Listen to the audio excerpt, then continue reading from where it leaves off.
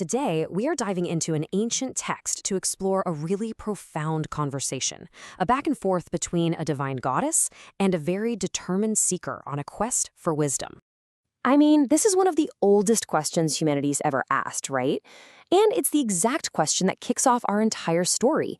It's what drove a young man on this epic journey for an answer that, you'll see, still totally holds up today.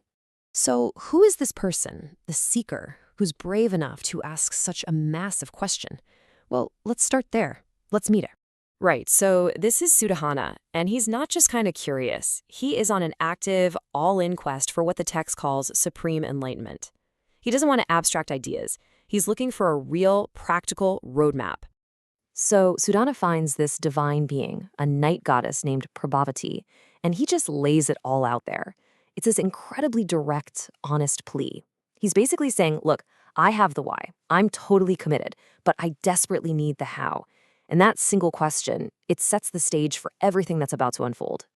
And you know what's amazing? The goddess doesn't hit him back with some vague riddle or a mysterious promise. Nope.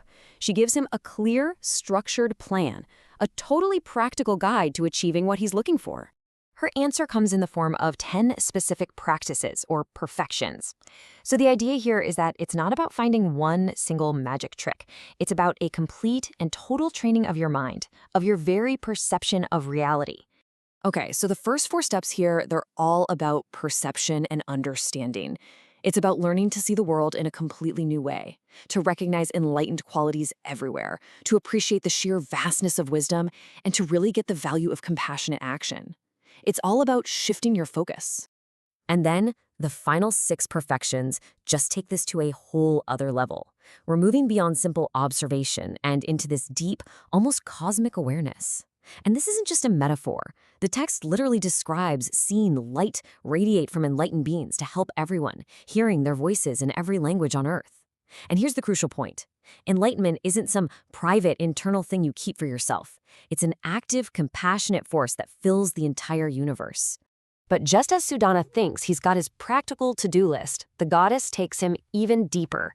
She introduces a paradox that kind of messes with your whole idea of reality itself. She hits him with this fascinating contradiction.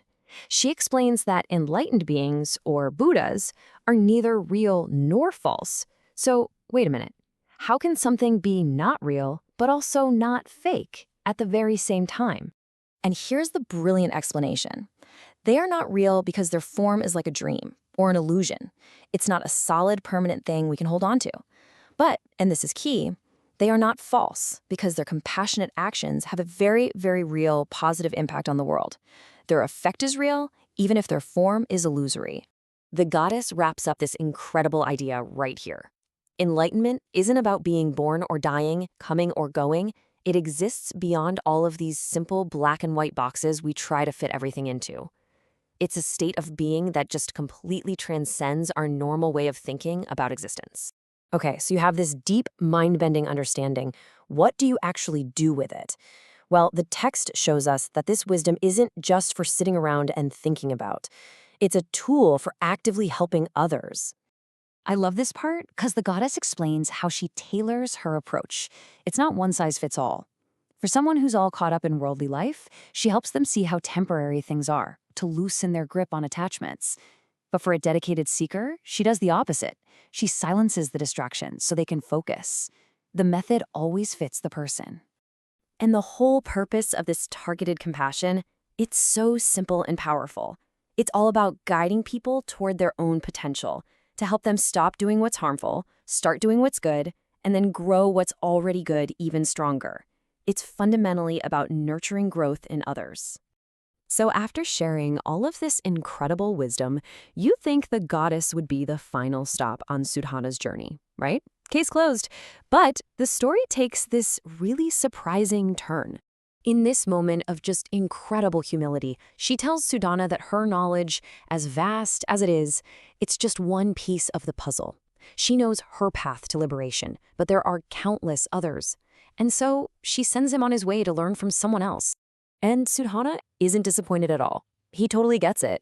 Instead, he reflects on the amazing value of having a guide. This line right here just captures it perfectly. A good teacher doesn't just give you facts. They remove the barriers in your way and connect you to something so much bigger than yourself. And that leaves us with the final powerful idea from this ancient story. The quest for wisdom, for meaning, is a continuous journey. It's not a destination you arrive at.